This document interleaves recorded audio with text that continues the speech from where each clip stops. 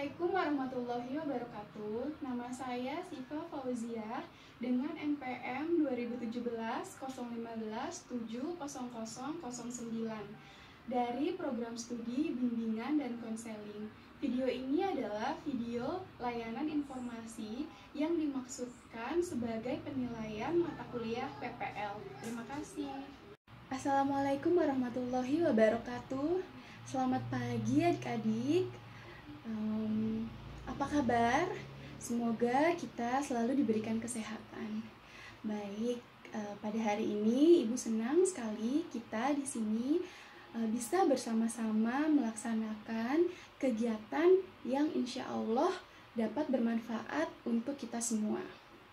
Tapi sebelumnya Ibu ingin memperkenalkan diri Ibu dahulu, karena ada pepatah bilang tak kenal maka tak sayang. Di sini adik-adik bisa panggil Ibu dengan sebutan Siva, tapi nama kepanjangan Ibu Siva Fauziah. Ibu tinggal di Depok. Adik-adik, Ibu adalah mahasiswi dari Universitas Indra Prasta PGRI Jakarta, jurusan bimbingan dan konseling. Baik, kita di sini Ibu akan memberikan layanan informasi kepada adik-adik semua. Tujuannya adalah agar adik-adik semua dapat mengerti dan memahami segala sesuatu hal yang dapat dimanfaatkan untuk kehidupan sehari-hari. Jadi agar kita semua, terutama adik-adik, menambah pengetahuannya dalam sesuatu hal. Tapi di sini ada yang tahu nggak apa sih layanan informasi itu? Jadi pengertian layanan informasi itu sendiri adalah pemberian informasi tentang berbagai hal, baik secara komunikasi langsung. Komunikasi langsung itu seperti yang sedang kita lakukan sekarang ya, atau komunikasi tidak langsung.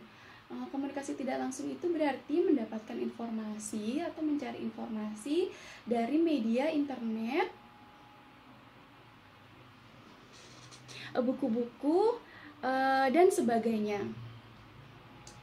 Dan pada kesempatan kali ini, topik yang akan Ibu bahas adalah bijak dalam berbelanja online.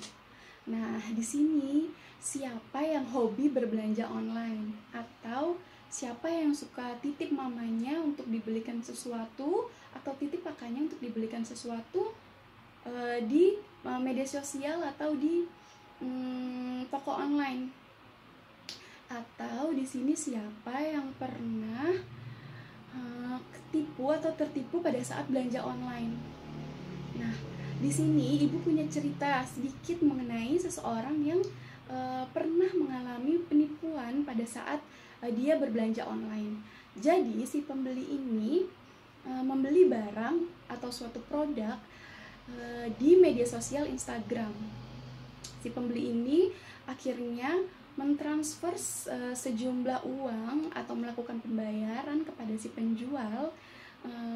Lalu setelah beberapa hari, namun barang tersebut itu tidak pernah diterima oleh si pembeli ini. Akhirnya si pembeli ini merasa bingung. Akhirnya dia mengkonfirmasi kembali atau bertanya kembali kepada si penjual untuk menanyakan barang tersebut di mana, apakah sudah dikirim ataukah ada kendala apa gitu. Namun si pembeli ini tidak pernah mendapatkan respon atau jawaban dari si penjual. Sampai-sampai setelah beberapa hari si pembeli ini mengetahui bahwa Instagramnya itu diblok oleh si penjual. Akhirnya si pembeli ini sadar kalau dia ternyata terkena penipuan pada saat berbelanja online. Nah, adik-adik, dari cerita di atas, maka kita bisa tarik kesimpulan bahwa kita sangat perlu mencari informasi yang tepat. Bagaimana sih cara yang tepat untuk berbelanja online agar kita bisa mendapatkan manfaatnya? bukan mendapat dampak negatif dari berbelanja online, dan kita bisa terhindar dari dampak negatif tersebut. Baik, namun sebelum kita memasuki materi, Ibu meminta pada saat kita melaksanakan kegiatan nanti, diharapkan Ananda dapat mengikuti kegiatan ini dengan baik, fokus, tidak bercanda, dan tidak mengobrol. Juga apabila ada yang ingin disampaikan, mohon Ananda dapat menggunakan kata-kata yang baik dan sopan. Bagaimana? Adik-adik sudah mengerti ya? Nah, agar kegiatan ini berjalan dengan lancar dan efektif, maka ada beberapa hal yang harus diperhatikan oleh adik-adik. Misalnya, pada saat nanti Ibu memberikan materi dan ada yang ingin disampaikan atau ada yang ingin bertanya, adik-adik bisa menunjuk tangan dan tidak berebut. Bagaimana, sudah paham ya atas peraturan tersebut? Baik, sebelum kita memulai aktivitas kita pada hari ini, alangkah baiknya kita dapat berdoa terlebih dahulu agar kegiatan pada hari ini berjalan dengan lancar dan kita bisa menyelesaikannya dengan baik. Berdoa dimulai, berdoa selesai. Nah, sebelum kita memasuki topik bijak berbelanja online, pasti jika kita berbicara mengenai belanja online, kita harus tahu dulu bagaimana cara berbelanja online di marketplace. Nah, adik-adik ada yang tahu marketplace itu apa? Apa sih marketplace itu? Jadi marketplace adalah sebuah aplikasi berbelanja. Kita bisa menyamakan marketplace itu seperti department store atau pasar. Tapi bedanya pasar di sini itu tidak berbentuk fisik. Jadi pasar di sini itu online. Marketplace juga digunakan sebagai perantara antara penjual dan pembeli. Maksudnya adalah, jadi biasanya jika kita melakukan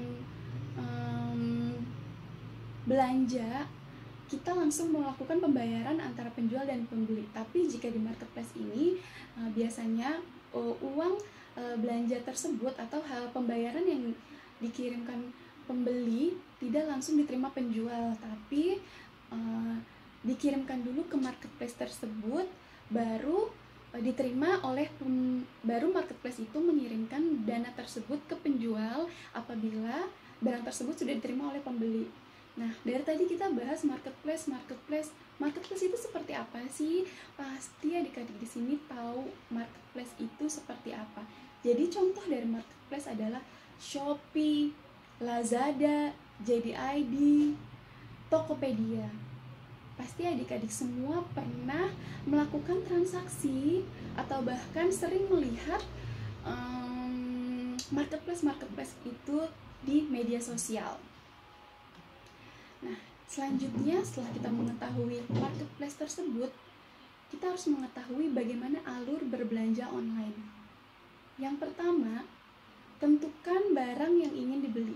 Jadi, Ananda semua harus menentukan barang apa dulu nih yang mau dibeli. Misalnya, kita ingin membeli seragam sekolah, atau kita ingin membeli sepatu, atau kita ingin membeli peralatan sekolah. Nah, setelah kita menentukan barang-barang tersebut, kita bisa melanjutkan ke tahap selanjutnya, yaitu pilih marketplace yang diinginkan. Jadi, Ananda semua setelah mengetahui produk apa yang ingin beli, lalu Ananda semua harus menentukan mau beli produk tersebut itu di marketplace mana. Misalnya tadi di Shopee, atau di Tokopedia, atau di Lazada, atau di JD.ID, dan masih banyak lagi marketplace yang bisa menjadikan pilihan.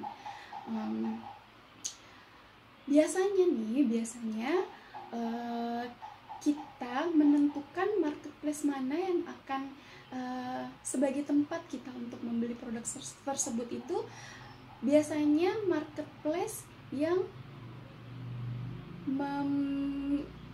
menyediakan atau menyiapkan banyak promo. Misalnya gini, kita mau beli sepatu, terus kita bingung nih mau di marketplace yang mana nih, mau di Shopee apa Lazada apa Tokopedia. Terus ternyata waktu kita lihat di Shopee ada gratis ongkir nih, baru akhirnya kita menentukan pilihan kita untuk berbelanja di Shopee aja deh, karena di Shopee lagi gratis ongkir nih, kan lumayan ya. Biasanya misalnya kalau pengiriman antar Depok Jakarta atau Jakarta Depok bisa kena 10.000. Kalau misalnya kita beli di marketplace yang menyediakan promo gratis ongkir, kita bisa menghemat biaya 10.000. Lalu yang ketiga, kita melakukan transaksi pembayaran. Jadi setelah kita tentukan produknya, kita pilih marketplace di mana, lalu setelah produknya kita yakin akan beli, kita melakukan check out. Setelah check out, kita melakukan pembayaran. Nah, pembayaran melalui jika kita belanja melalui online shopping atau toko online, di situ ada berbagai jenis cara pembayaran. Yang pertama, kita bisa melakukan pembayaran tersebut dengan melakukan transfer bank. Yang kedua, kita bisa melakukan pembayaran dengan memilih cara bayar di Alfamart atau Indomart. Yang ketiga, kita bisa melakukan pembayaran langsung dengan kurir atau bisa disebut COD atau cash on delivery. Jadi tergantung senyamannya kita aja ya. Misalnya atau enggak kita punya uang nih, terus kita pinjem Shopee atau Tokopedia mama kita. Nah, adik-adik bisa tuh bayarnya bilang sama mamahnya, bayarnya by cash aja ya mah, nanti waktu pada saat kurirnya datang, karena aku punyanya uang cash. Nah, itu bisa sebagai alternatif pembayaran. Lalu setelah semuanya selesai, Ananda siap, barang tinggal dikirim oleh penjual dan Ananda siap menerima barang tersebut. Nah, proses belanja tersebut telah selesai. Bagaimana? Mudah banget kan ya belanja di toko online. Baik, setelah barang itu dapat, Ananda bisa melakukan review. Misalnya review atau komentar. Jika barangnya itu bagus, Ananda bisa memberikan bintang 5 atau bisa memberikan komentar positif kepada si penjual gitu. Nah, bahasan yang selanjutnya adalah tips berbelanja online. Yang pertama, pilih penjual yang punya reputasi bagus atau baik. Bagaimana sih cara memilih penjual yang memiliki reputasi bagus? Yang pertama, Ananda bisa melihat komentar-komentar yang diberikan oleh orang-orang yang pernah membeli di toko tersebut. Atau Ananda juga bisa melihat berapa banyak bintang yang dimiliki toko tersebut. Misalnya Ananda melihat review-review dari orang-orang seperti pengirimannya cepat nih tuh, atau barang yang diterima sesuai dengan yang digambar. Pokoknya komentar-komentar positif adalah sebagai acuan kita untuk memilih toko online tersebut. Semakin positif komentar atau reviewnya dari orang-orang yang pernah berbelanja di situ, maka semakin toko tersebut memiliki reputasi yang baik. Dan untuk menghindari toko online yang tidak dipercaya, Ananda bisa memilih alternatif berbelanja di official store. Official store adalah toko resmi dari satu produk tersebut. Misalnya gini, Ananda ingin berbelanja kosmetik atau make up, misalnya produknya Wardah. Nah, Wardah ini punya official store atau akun resmi yang memang dibuat dari kantor si Wardah tersebut. Jadi kita bisa memanfaatkan toko itu untuk kita berbelanja agar kita yakin kalau barang itu asli. Nah, lalu yang kedua adalah tonton review produk yang ingin dibeli di YouTube channel. Jadi sebelum membeli suatu produk, sebaiknya adik-adik melihat atau menonton reviewnya dulu di YouTube. Biasanya YouTuber itu memberikan informasi yang sangat lengkap di channel mereka. Misalnya gini, adik-adik ingin membeli sepatu, atau ingin membeli lipstick, atau ingin membeli pakaian, misalnya lipstick deh ya. Jadi untuk lipstick di toko online tersebut biasanya hanya mendeskripsikan yang umum-umum aja, misalnya terdiri dari warna apa saja, tapi adik-adik tuh tidak bisa melihat jika warna ini dipakai itu akan seperti apa. Nah, kalau di YouTube kita bisa melihat barang ini dipakai oleh si YouTuber tersebut. Misalnya ada berbagai variannya itu semua dipakai. Jadi kita tidak kebingungan dalam menentukan warnanya gitu. Dan biasanya YouTuber ini atau orang ini akan mereview atau akan menjelaskan produk dengan detail sekali, dari kemasan, dari warna, dari konsumsi, dari wanginya dan sebagainya. Lalu yang harus dilakukan adalah bandingkan harga produk di toko satu dengan di toko lainnya. Terkadang promo yang sama di marketplace yang sama dan penjual yang sama memiliki harga yang berbeda-beda. Misalnya nih, adik-adik ingin membeli seragam sekolah atau alat tulis, beli di Shopee atau Tokopedia. Nah, di penjual A, harga seragam itu harganya 100.000. Tapi di toko B, di penjual B, seragam tersebut yang adik-adik mau beli harganya 90.000. Tapi kedua toko ini memiliki reputasi yang baik, memiliki bintang yang 5, reviewnya semua bagus-bagus. Kenapa enggak kita membeli barang tersebut di toko yang lebih murah? Karena sama-sama memiliki reputasi yang baik, kita akan lebih bisa menghemat dana yang kita miliki. Yang keempat, pastikan baca syarat dan ketentuan penjual. Karena masing-masing penjual itu memiliki ketentuan yang berbeda-beda. Karena ada toko online atau ada penjual yang mengharuskan si pembeli merekam video pada saat membuka barang yang dikirimkan oleh penjual untuk mengajukan komplain. Jadi mereka baru mau terima komplain tentang kerusakan barang apabila ada video pada saat membuka barang tersebut, pada saat awal membuka barang tersebut. Jadi pada saat membuka kemasan kita rekam videonya agar mereka percaya kalau memang barang tersebut rusak atau cacat karena kesalahan pihak penjual, bukan karena kesalahan si pembeli namun komplain gitu. Nah, yang terakhir adalah perhatikan dengan baik foto dan detail produk. Nah, makanya apabila membeli barang, pastikan dulu membaca produknya. Dan apabila masih kurang yakin, Ananda bisa menanyakan kepada penjual tentang foto dan detail produk tersebut. Jadi misalnya kita ingin membeli suatu barang, kita ingin membeli pakaian di online shop. Nah, biasanya di situ akan diberikan deskripsi mengenai pilihan warna, bahan, lalu tentu saja harganya. Tapi terkadang ada beberapa foto yang tidak sama dengan pada saat nanti kita terima gitu. Jadi antara foto dan aslinya itu tidak sama.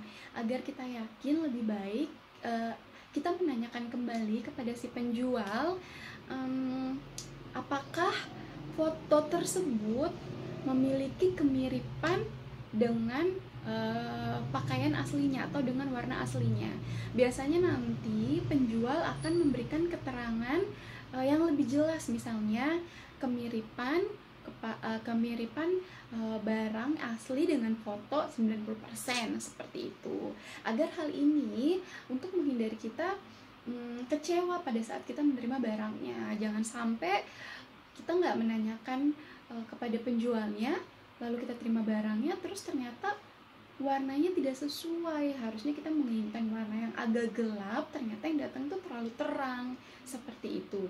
Dan perhatikan juga apabila kita membeli produk makanan atau obat-obatan. Perhatikan tanggal kadaluarsa dari produk tersebut. Dan apabila makanan, coba bisa dilihat apakah ada kode BPOM-nya. Semua hal tersebut untuk melindungi diri kita dari hal-hal yang membahayakan kesehatan kita gitu. Jadi kalau misalnya kita membeli produk kecantikan misalnya nih, tidak ada tanggal kadaluarsanya atau kita lupa menanyakan kepada penjualnya, lalu kita terima, ternyata barang tersebut sudah expired, lalu barang tersebut tidak mungkin kita pakai kan, dan itu adalah sebuah pemborosan. Mohon lebih teliti dalam membeli barang secara online. Nah, pembahasan selanjutnya adalah mengenal ciri-ciri penipuan di Instagram. Seperti cerita yang sebelumnya Ibu ceritakan kepada Ananda semua, bahwa orang tersebut terkena penipuan di Instagram. Hal tersebut dikarenakan orang tersebut tidak hati-hati dalam atau terlalu percaya kepada penjual yang ada di Instagram. Nah, apa saja sih ciri-ciri dari penjual-penjual yang melakukan penipuan di Instagram? Yang pertama, harga produk tidak wajar. Tidak wajar di sini maksudnya adalah si penjual tersebut memberikan harga terlalu murah kepada tokonya, maksudnya kepada barang tersebut. Jadi biasanya nih kita melihat, misalnya kita ingin membeli mukena. Nah, dari fotonya tuh terlihat bagus banget gitu. Nah, deskripsinya juga bahan sutra, begini. Ini deskripsinya tuh bagus banget, deskripsinya baik banget, fotonya bagus banget, terlihat bagus fotonya. Lalu tapi dijual dengan harga murah. Harganya bahkan biasa di bawah pasaran. Biasanya di toko A menjual mukena tersebut dengan harga 250.000. Tapi di toko ini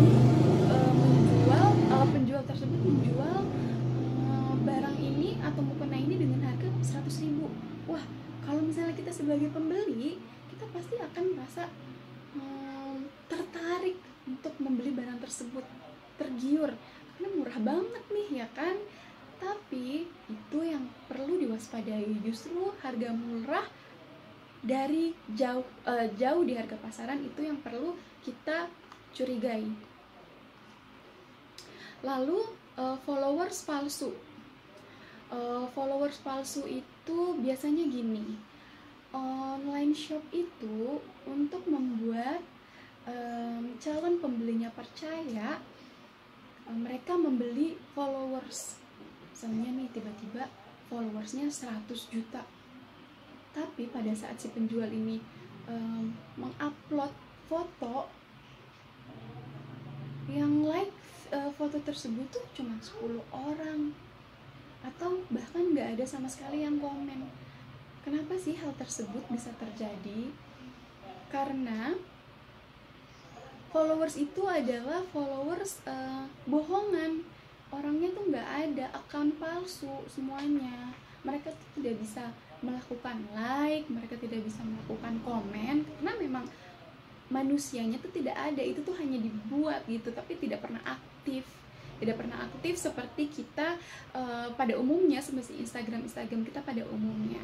Jadi jika ingin berbelanja di Instagram dan melihat followersnya banyak tapi yang like sedikit, sebaiknya pilih online shop lain saja. Selanjutnya ciri-cirinya adalah kolom komentar dinonaktifkan. Jadi biasanya si penjual penipu ini dia membuat kolom komentar Instagramnya itu nonaktif, atau kita tidak bisa komen di postingan mereka. Kenapa sih? Hal ini adalah dilakukan agar korban-korban si penipu ini itu tidak meninggalkan jejak di kolom komentar si penjual penipu ini, agar korban selanjutnya itu tidak mengetahui bahwa toko online ini tuh toko online ini itu melakukan penipuan online. Jadi untuk menghindari hal-hal tersebut dan si penjual ini bisa melancarkan aksi-aksinya terus, maka ia menonaktifkan kolom komentarnya. Kalau udah seperti ini, balik lagi, cari toko online yang lain. Nah, berikut adalah tips-tips dari ciri-ciri penipuan berbelanja online di Instagram. Adik-adik, tolong diperhatikan hal-hal tersebut agar kita semua dapat terhindar dari penipuan-penipuan di Instagram atau di online shop manapun, agar kita bisa menyelamatkan diri kita ya, agar kita tidak kecewa, agar kita tidak kapok lagi melakukan belanja online. Nah, bahasan selanjutnya adalah cara-cara apa saja yang dilakukan agar kita bijak dalam berbelanja online. Tadi Ibu sudah menerangkan mengenai tipsnya, bagaimana ciri-cirinya. Nah, tapi yang harus diperhatikan adalah bijak berbelanja online apa saja sih agar kita itu mendapatkan manfaat dari belanja online, bukan kerugian-kerugian yang kita dapat, atau belanja online itu bukan menjadikan kita orang yang tidak baik. Nah, yang pertama adalah belilah barang berdasarkan keinginan, bukan kebutuhan. Jadi sebaiknya belilah barang yang memang dibutuhkan, bukan karena hasrat keinginan. Misalnya, adik-adik perlu membeli seragam sekolah karena seragam sekolah tersebut sudah kekecilan. Tetapi ternyata di toko online tersebut atau di marketplace tersebut ada sepatu yang bagus, harganya lagi promo, lagi diskon 50%. Wah, jadi yang sebenarnya kita butuhin seragam ini tidak jadi kita beli karena kita melihat sepatu kapan lagi nih diskon. Jadi akhirnya beli sepatu deh, bukan beli seragam. Itu harap dihindari ya, karena pada akhirnya kita akan melakukan pemborosan, karena yang butuh baju nanti habis itu jadi beli baju, beli sepatu juga, begitu. Dahulukan kebutuhan, baru lengkapi keinginan. Yang kedua, mempersiapkan anggaran yang khusus. Jadi bila ingin berbelanja, sebaiknya Ananda sisihkan uang belanja untuk barang yang diinginkan. Dan misalnya gini, adik-adik bisa mengumpulkan uang. Adik-adik ingin membeli alat tulis, adik-adik bisa mengumpulkan uang untuk keperluan membeli alat tulis tersebut. Jadi kita dapat mengontrol apa saja yang ingin dibeli sesuai yang dianggarkan. Yang ketiga, membuat daftar barang yang ingin dibeli sesuai kebutuhan. Nah, salah satu yang membuat kita boros dalam berbelanja online adalah tidak adanya daftar belanja. Kita misalnya membeli dengan sesuka hati, padahal misalnya kita butuhnya ABCD, tapi kita membeli ABCDEF gitu. Jadi kalau misalnya kita membuat daftar, yang kita beli hanya yang kita butuhkan saja. Lalu perhatikan lokasi penjual.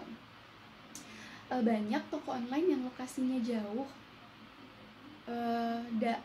dari daerah tempat tinggal kita. Misalnya kita tinggal di Jakarta, tapi barang yang kita inginkan ada di Medan. Walaupun barang yang di Medan ini itu murah, tapi biaya ongkos kirimnya itu akan mahal.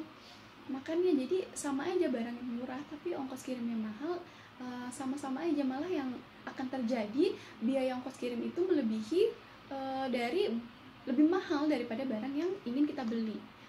Lalu yang terakhir adalah belanja saat momen tertentu. Momen tertentunya adalah misalnya berbelanja saat promo diberikan oleh toko tersebut. Misalnya pada saat toko tersebut ulang tahun, biasanya ada banyak promo-promo yang disiapkan.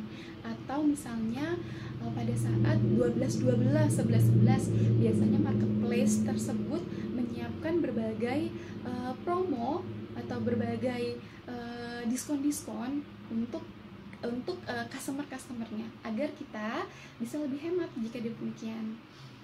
Lalu pembahasan selanjutnya adalah mengenai kerugian dalam berbelanja online. Dari balik segala keuntungannya, pasti semua itu memiliki kerugian. Yang pertama adalah konsumtif.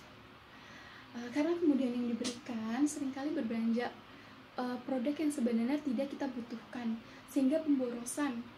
Apalagi jika kita lihat banyak promo, jadi hasrat kita tuh ingin membeli. Misalnya nih ada promo, misalnya kita membeli barang-barang A, B, C, D, semuanya promo, jadi semuanya kita ingin beli gitu, karena kita tinggal klik aja, gampang banget kan, belanja online tuh mudah banget. Yang kedua, kerugiannya itu adalah tidak bisa memilih barang secara langsung. Jadi kalau online itu kita tidak bisa melihat produknya secara langsung, kita hanya bisa melihat deskripsinya. Maka terkadang yang bisa membuat kita kecewa apabila ada produk yang kita terima itu cacat atau rusak. Yang ketiga, bisa terkena penipuan. Karena kita tidak tahu penjualnya, maka kita harap hati-hati berbelanja online seperti yang Ibu sebutkan tadi ya. Misalnya kita sudah transfer tapi barangnya tidak dikirim, atau barangnya berbeda dengan tampak aslinya.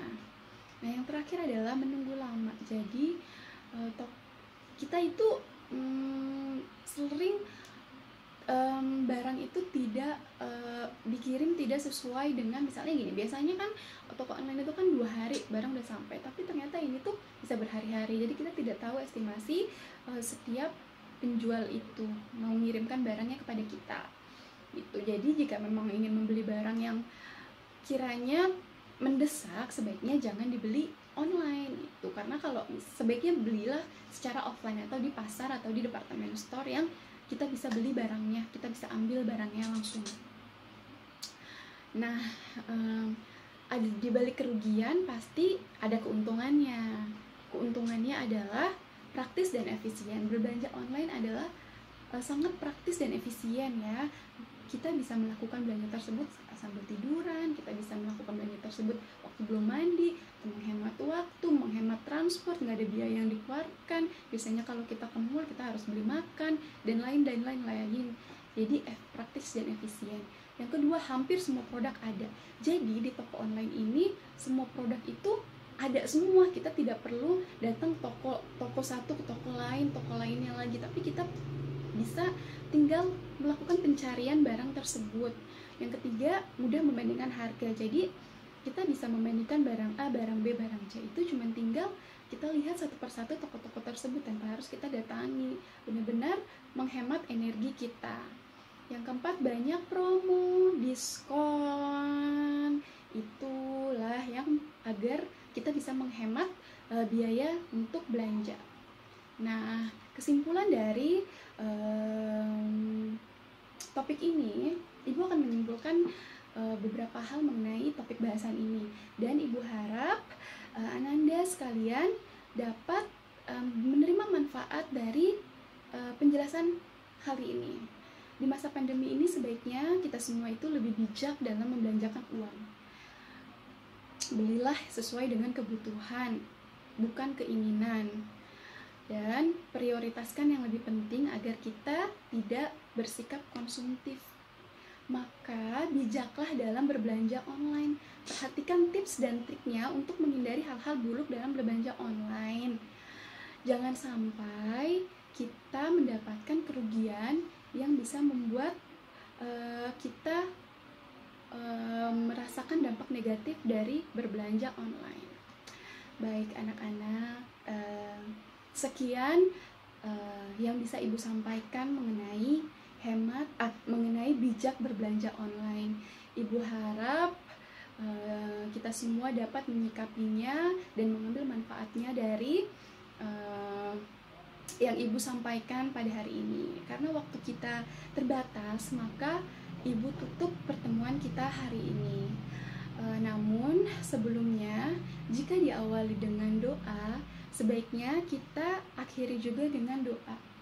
Mari kita berdoa menurut agama dan kepercayaan kita masing-masing. Berdoa dimulai. Berdoa selesai. Ibu harap Ananda sekalian bisa mendapatkan manfaat dari yang Ibu sampaikan. Mohon maaf jika ada kesalahan dari Ibu, dan semoga kita bisa berjumpa lagi di lain kesempatan. Semoga Ibu bisa memberikan informasi lagi yang lebih penting. Terima kasih atas perhatiannya. Semoga kita bisa bertemu di pertemuan selanjutnya.